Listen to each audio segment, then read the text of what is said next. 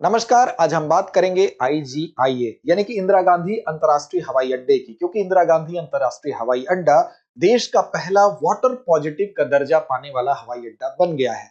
तो चलिए इसी खबर के आलोक में समझते हैं कि क्या होता है वाटर पॉजिटिव का दर्जा और ऐसा पाने के लिए इसको उपलब्धि के तौर पर क्यों देखा जा रहा है। तो देखिए, देश का पहला वाटर पॉजिटिव एयरपोर्ट बना है IGA, हमारी यही खबर है। और इसकी वजह से चूंकि ये देश का पहला ऐसा बना है, तो ये हमारे लिए खबर इंपॉर्टेंट हो जाती है। अब देखिए, इसके महत्वपूर्ण बिंदुओं पर चर्चा करते हैं। सबसे पहले समझते हैं कि ये वाटर पॉजिटिव होता क्या है। देखिए, आप जानते हैं कि जो इंदिरा गांधी अंतर्राष्ट्रीय हवाई अड्डा है, यहां से सालाना अगर आप देखेंगे तो लगभग 4 करोड़ लोग यात्रा करते हैं। अब इतनी भारी मात्रा में जहां से लोग यात्रा कर रहे हो, इसका मतलब कि वो बहुत ज्यादा व्यस्त हवाई अड्डा है। अब यहाँ पर जो पानी का उपयोग होता है, जितने पानी का उपयोग यहाँ पर किया जाता है, उतनी ही मात्रा में पानी को या उससे ज्यादा मात्रा में पानी को प्रकृति को वापस कर देना, ये कहलाता है वाटर पॉजिटिव। यानी कि आप जितना किसी भी चीज का इस्तेमाल करते हैं, अगर उतनी ही मात्रा में उस चीज को आप वापस कर दे रहे हैं, तो इसका मतलब पॉजिटिव है। न्यूट्रल कब होगा? जब जितना इस्तेमाल कर रहे हैं उतना ही वापस कर दें। पॉजिटिव कब होगा? जब जितना इस्तेमाल कर रहे हैं उससे ज्यादा वापस कर दें। तो यहाँ पर स्थिति यह है कि जितना IGIA के द्वारा वाटर को कंज्यूम किया जा रहा है, उससे ज्यादा नेचर को वापस कर दिया जा रहा है, और इसी वजह से इसको वाटर पॉजिटिव का दर्जा दिया गया है। अब इसका इंपॉर्टेंस क्या है? इंपॉर्टेंस ये है कि पहली बात तो ये है कि देश का पहला ऐसा हवाई अड्डा बना, तो इसलिए ये महत्वपूर्ण हो गया। अब उपयोग से अधिक पानी को ये क्या कर रहा है? रिचार्ज या रिस्टोर कर दे रहा है, तो इसलिए इंपॉर्टेंट है। इसका मतलब यह है कि जो सस्टेनेबल इंफ्रास्ट्रक्चर की जो क्षमता है, उस क्षमता के मामले में इस एयरपोर्ट ने अपने आप को साबित किया है। अब इसका मतलब यह हुआ कि जो सतत विकास की हम बात करते हैं कि सस्टेनेबल इंफ्रास्ट्रक्चर होना चाहिए, उसमें एक कड़ी और जुड़ रही है। इसके अलावा अगर आप देखें तो जल संवेदनशील एयरपोर्ट इंफ्रास्ट्रक्चर के मामले में ये एयरपोर्ट ने ये प्रूफ किया है कि हम जल के प्रति संवेदनशील हैं, यानी कि इससे अब वहां पर जो जल का संरक्षण है वो हो सकेगा। और नेट जीरो एयरपोर्ट गोल का जो एम है, यानी कि नेट जीरो एयरपोर्ट गोल क्या है कि यानी कि जितना कार्बन का किसी भी एयरपोर्ट से उत्सर्जन हो रहा है, उतनी ही मात्रा में वो कार्बन को क्या करे? समाप्त करे। यानी ग्रीन हाउस गैसों का जितना उत्सर्जन वो कर रहा है, उतनी ही मात्रा में अगर नेचर से वो ग्रीन हाउस गैसों को के उत्सर्जन को कम करता है, समाप्त करता है, तो इसका मतलब ये नेट जीरो की तरफ बढ़ेगा। तो नेट जीरो एयरपोर्ट गोल की तरफ बढ़ने की ओर इसको भी एक और कदम के रूप में देखा जा रहा है। अब देखिए, एशिया में लेवल 5 क्षमता हासिल इसने किया है। ये पहला ऐसा एयरपोर्ट है जिसने कि एशिया में क्या किया है?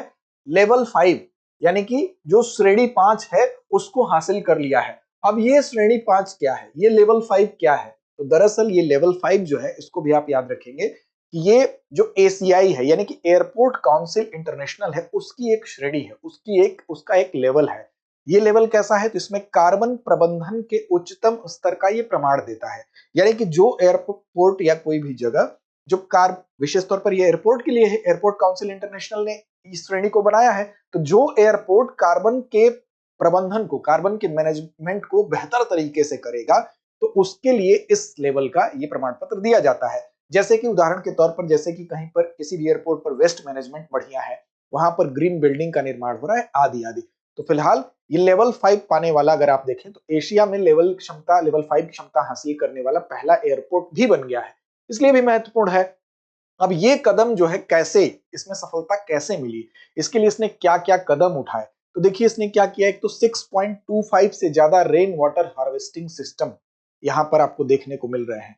यानी कि रेन वाटर हार्वेस्टिंग के लिए इसने प्रयास किया, मतलब जो वर्षा जल है उसके संचय के लिए यहां पर प्रयास किया गया है। वर्षा से प्राप्त होने वाले जल को कलेक्ट करने के लिए रेन वाटर हार्वेस्टिंग सिस्टम वही होता है कि ज्यादा से ज्यादा वर्षा जल को संचित किया जा सके और उसको पुनः उपयोग में लाया जा सके। यहाँ पर 2 नए ग्राउंड वाटर रिचार्ज वायर यहाँ देखने को मिल रहे हैं।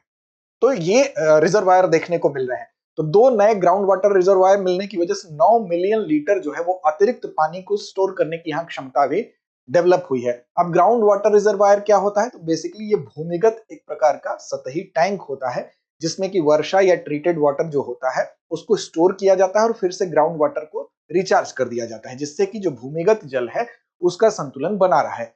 अब इस उपलब्धि की वजह से क्या किया गया है? तो नीति आयोग ने यहां पर आप देखेंगे IGIA को सम्मानित किया है। तो नीति आयोग द्वारा यहां पर सम्मान दिया गया है। और किस फ्रेमवर्क के अंतर्गत सम्मानित किया गया है? तो वाटर इनोवेशन समिट में यहां पर CII वाटर न्यूट्रलिटी फ्रेमवर्क के तहत इसको सम्मानित किया गया है। तो ये उपलब्धि है इसकी। अब देखिए यहां पर इस उपलब्धि को पाने में कई चीजें हैं, जैसे कि अगर कोई भी एयरपोर्ट ये लक्ष्य रखता है कि वो नेट जीरो एयरपोर्ट बनने का जो गोल अगर रखता है तो उसको क्या क्या करना होगा, क्या क्या कदम उठाने होंगे। तो देखिए इसके लिए कुछ कदम तो उठाने ही पड़ेंगे। सबसे पहले जैसे कोई भी एयरपोर्ट होता है तो उस एयरपोर्ट पे बहुत सारी ऐसी गतिविधियां हैं जिन गतिविधियों की वजह से हम कह सकते हैं कि पर्यावरण में कार्बन का उत्सर्जन होता है या ग्रीन हाउस गैसों का उत्सर्जन होता है। जैसे मान लीजिए वहां की जो बिल्डिंग बनी है उस बिल्डिंग के निर्माण में ही जिन चीजों का इस्तेमाल हुआ है, या वहां पर जो व्हीकल्स इस्तेमाल किए जा रहे हैं, जो वाहन इस्तेमाल किए जा रहे हैं, वहां के एरोप्लेन्स के अलावा उनसे निकलने वाले धुएं हो सकते हैं, वहां पर जो लाइट्स इस्तेमाल की जा रही, वहां पर जो एसी इस्तेमाल किए जा रहे हैं, इन चीजों को कैसे न्यूट्रल किया जाए। इसके लिए सबसे पहले जरूरी यह है कि वहां पर पहले नंबर पर यह है कि क्लीन एनर्जी का आप इस्तेमाल करें। यानी कि सबसे पहले आपको क्या करना है, जो एनर्जी इस्तेमाल आप करेंगे वो कैसी होगी, वो क्लीन एनर्जी होनी चाहिए। जैसे कि वो हो सकता है सोलर एनर्जी हो, वो विंड एनर्जी हो। अगर आप उसका इस्तेमाल करते हैं तो इस दिशा में बढ़ सकते हैं, यानी कि नेट जीरो एयरपोर्ट के गोल की तरफ बढ़ने के लिए। दूसरा है कि ऊर्जा दक्ष तकनीकी। ऊर्जा दक्ष तकनीकी का मतलब क्या हुआ, ऊर्जा दक्ष होनी चाहिए। ऊर्जा दक्ष का मतलब कि ये जो एनर्जी होती है वो वेस्ट ना होने पाए। जैसे उदाहरण के तौर पर जैसे मोशन सेंसर लाइटनिंग आपने कर दी। मोशन सेंसर लाइटनिंग का मतलब कि बेवजह की ऊर्जा बर्बाद नहीं होगी इससे, तो इसको कहेंगे कि ऊर्जा दक्ष तकनीकी हमने निभा दी। यानी कि डे अगर दिन बढ़ता है, उजाला बढ़ता है, तो अपने आप वो लाइट धीरे हो जाएगी, या अगर लगता है कि लाइट की जरूरत नहीं तो अपने आप वो सेंसर के हिसाब से कंट्रोल होगी।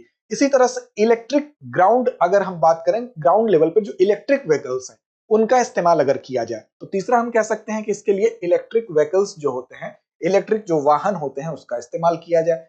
इसकी वजह से हम बढ़ सकते हैं उस गोल की तरफ। साथ ही साथ जो कार्बन कैप्चर ऑफसेट है, यानी कि जहां पर जरूरत पड़े वहां पर ग्रीनरी यानी कि पेड़ लगाया जा सकता है। इसके अलावा अपशिष्ट जल जो है वहां पर जिस भी एयरपोर्ट पर ये व्यवस्थाएं हैं, वहां के अपशिष्ट जल को ठीक तरीके से उसका पुनर्चक्रण किया जाए, यानी कि उसका जो मैनेजमेंट है कैसे उसको ट्रीट किया जाए। जैसे कि ZLDSTP, ZLDSTP क्या होता है, ZLDSTP, यानी कि ZLDSTP के माध्यम से आप क्या कर सकते हैं कि वहां पर जो जीरो लिक्विड डिस्चार्ज होता है, यानी कि जो भी वहां का डिस्चार्ज हो रहा है वाटर, वो उसमें जीरो लिक्विड डिस्चार्ज और सीवेज ट्रीटमेंट प्लांट, इसके अंतर्गत उसका पुनर्चक्रण ठीक से किया जा सके। अपशिष्ट जल का अगर पुनर्चक्रण ठीक होता है तो भी इस दिशा में बढ़ा जा सकता है। साथ ही साथ सस्टेनेबल कंस्ट्रक्शन हो, यानी कि जो निर्माण किया जा रहा है, निर्माण में जो सामग्रियां इस्तेमाल की जा रही हैं वो कैसी हो, सस्टेनेबल हो। जैसे कि मान लीजिए आप बिल्डिंग बना रहे हैं, उस बिल्डिंग में सीमेंट लगेगा तो ऐसा सीमेंट इस्तेमाल किया जाए जो कि लो कार्बन सीमेंट हो। इसके अलावा आप रिसाइकल मटेरियल का इस्तेमाल कर सकते हैं, यानी कि ऐसा मटेरियल हो जिसको रिसाइकल किया जा सके। अगर कहीं पर बिल्डिंग तोड़नी हुई तो उसके मटेरियल की वजह से प्रदूषण ना हो बल्कि वो रिसाइकल हो सके।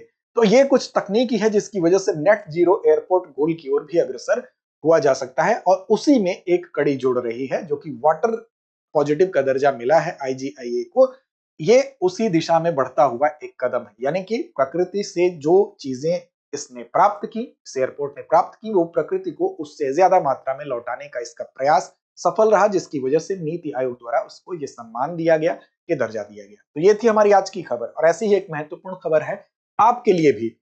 महत्वपूर्ण खबर यह है कि दृष्टि IAS अब आपके शहर रांची में भी खुल गया है। और अगर आप JPSC और UPSC की तैयारी करना चाहते हैं तो आप हमारे इस सेंटर से भी लाभान्वित हो सकते हैं। इसके अलावा आपके लिए एक और अच्छी खबर है कि अब आपके लिए हम लेकर आए हैं एक ऐसा कोर्स जो है आपके लिए पॉकेट फ्रेंडली। 24,999 रुपए में मात्र आपकी GS की जो तैयारी है वो होगी संपूर्ण रूप से, क्योंकि इस कोर्स का नाम है GS studio foundation live online course. इसमें प्री से लेकर मेंस तक GS की आपकी संपूर्ण तैयारी को करवाया जाएगा मात्र 14 महीने में। इसकी वैलिडिटी होगी 18 माह की। इसमें एडमिशन प्रारंभ हो चुका है, नए बैच की शुरुआत हो रही है। 9 दिसंबर शाम 5 बजे हिंदी माध्यम, 10 दिसंबर शाम 6 बजे इंग्लिश मीडियम। लिंक की बात करें तो डिस्क्रिप्शन में मिलेगा, कॉल कर सकते हैं विस्तार से जानने के लिए 8750187501 पर। इसकी कुछ अन्य विशेषताओं की अगर बात कर लें जिसकी वजह से ये कोर्स आपके लिए लाभ पहुंचाने वाला है, तो 1250 प्लस घंटों की कक्षाएं स्टूडियो से लाइव होंगी अच्छी गुणवत्ता के साथ। किसी भी तरह की क्वेरी के लिए आप सवाल पूछ सकते हैं। साथ ही साथ 18 माह की कोर्स की वैलिडिटी बढ़ाई भी जा सकती है, 18 माह की तो है ही। लेक्चर के दौरान जो भी चीजें बोर्ड पर लिखी जाएंगी PDF फॉर्म में उपलब्ध करा दी जाएंगी। 18 क्लास टेस्ट प्रीलिम्स और मेंस दोनों के मिलाकर आपको देने को मिलेंगे। साथ ही साथ printed class notes, 10 colour GS booklets भी दे दी जाएंगी और साथ साथ सबसे इंपॉर्टेंट सेक्शन होता है करंट अफेयर्स, जो कि जिसका एक्सेस आपको 2 वर्ष का प्रदान किया जाएगा। साथ ही साथ इसका जो पीडीएफ है वो भी आपको दिया जाएगा। तो करंट अफेयर्स से लेकर जीएस की संपूर्ण तैयारी आपकी होगी 14 माह में केवल 24,999 रुपए में।